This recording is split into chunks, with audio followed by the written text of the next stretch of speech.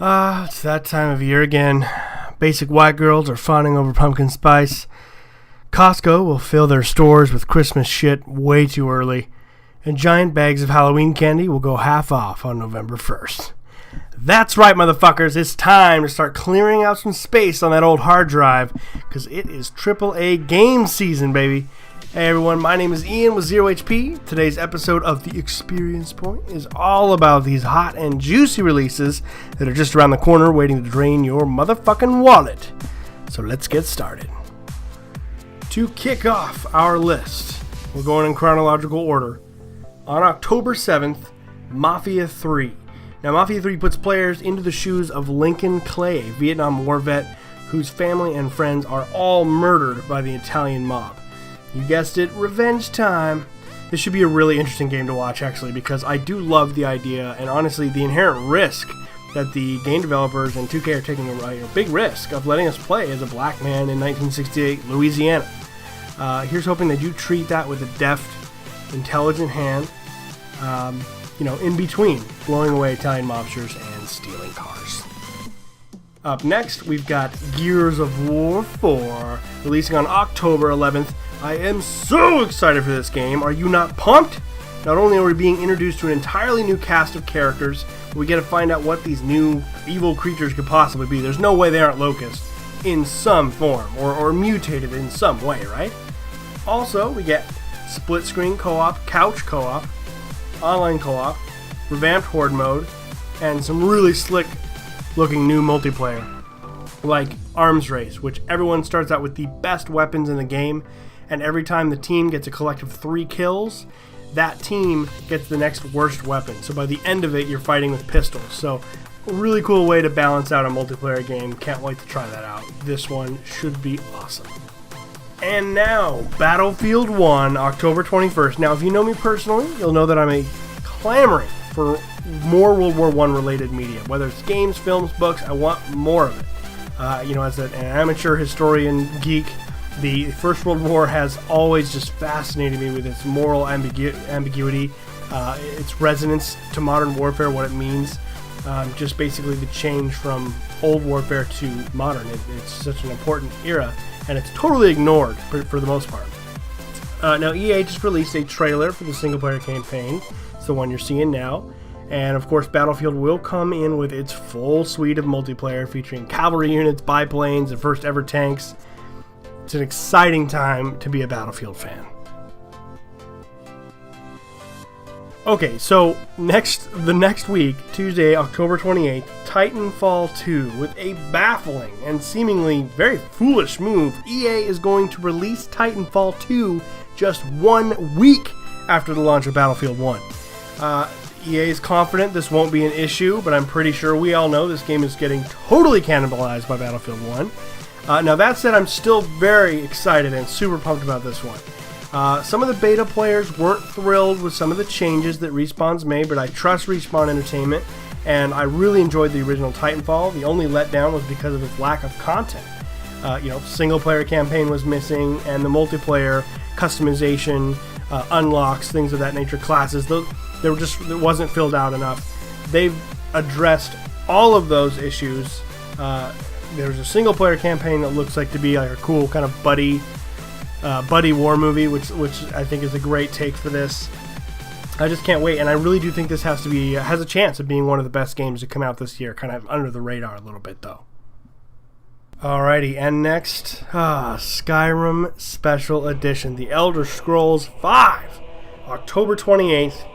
For those of you who play on PC, rejoice! Skyrim Special Edition is yours for free if you owned all of the DLC. Given that I am the biggest Elder Scrolls nerd of all time, I'll likely make some fun videos using some Special Edition on my PC, but I'm probably also going to pick it up on my Xbox One. That means I'll have owned it on PS3, Xbox 360, PC, twice, and Xbox One. Don't laugh at me, okay? I know. Now, I gotta get myself some achievements, so I'm gonna pick it up on Xbox as well. And if you think this is just some cash grab, think again. The entire game has been visually overhauled. We're talking new lighting, texture mapping, particle effects. This is not just Skyrim being upscaled to 1080p. It is a true remaster, which makes it okay in my eyes. Especially if you missed out on that, go back and fix that problem. Alright, moving into November, Call of Duty Infinite Warfare. That's November 4th. Now, I do know I'm not the biggest Call of Duty fan out there, and Battlefield, in my opinion, is far more interesting. But to Infinity Ward's credit, this is the first COD title I have even considered playing. Activision is pushing the series out into space as a warring colonial factions fight throughout solar system. It looks pretty cool. It's a cool idea. You got to go one way or the other. They're going extreme sci-fi. I'm a big sci-fi nerd, so I'm actually a little interested. The gameplay has looked pretty damn good. Keep an eye on this one for sure, even if you're not a traditionally big fan, or you don't really dig the franchise. Look at some reviews, and if you like sci-fi, I think this one might actually surprise some of us. November 11th. What's with Bethesda November 11th? They released Elder Scrolls V Skyrim on November 11th, 2011. And this time, November 11th, 2016, we are getting Dishonored 2. Now, did you play the first Dishonored? No? What the fuck are you thinking? As a big stealth fan, Dishonored quickly became the genre's new flagship franchise. Now, the sequel doesn't look to disappoint. Picking up where the story left off, Dishonored 2 takes up a new location. It's like this island. It looks kind of like tropical / deserty. There's like these big dust storms that come through, and it has like this very almost like British colony feel to it. It also picks up with our new characters. You can play as Elizabeth or Corvo, which is her father. So that's cool. And then they have totally different suites of traits and skills. So playing as one of them is a completely different experience from playing from the other. Basically, they made 2 games, which is just an incredible amount of work. You gotta respect them. Dozens of new ways to kill unseen.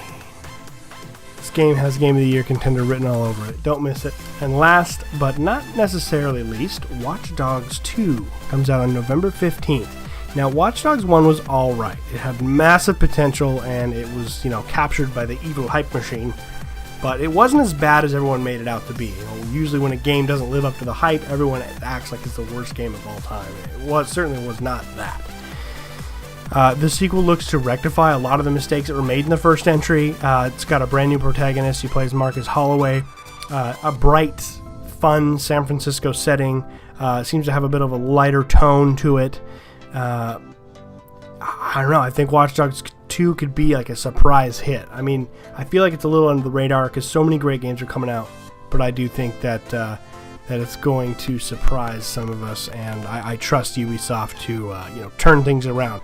Look, Assassin's Creed 1 wasn't all that great either, but it had a lot of potential, and it had its moments, and the second one knocked it out of the park. So don't sleep on Watch Dogs 2. So that's it. Those are the titles. That's what I'm looking forward to the most. I'm sorry, guys. I'm not a big Final Fantasy person. Have at it. South Park was delayed, I believe, out of its original early December date.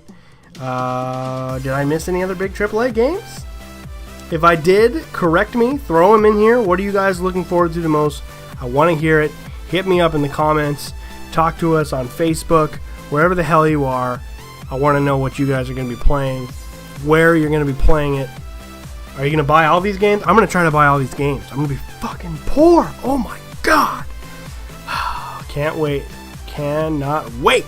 Alright guys, we'll catch you on the next episode of The Experience Point. My name is Ian with 0 HP, and we'll catch you next time. Later!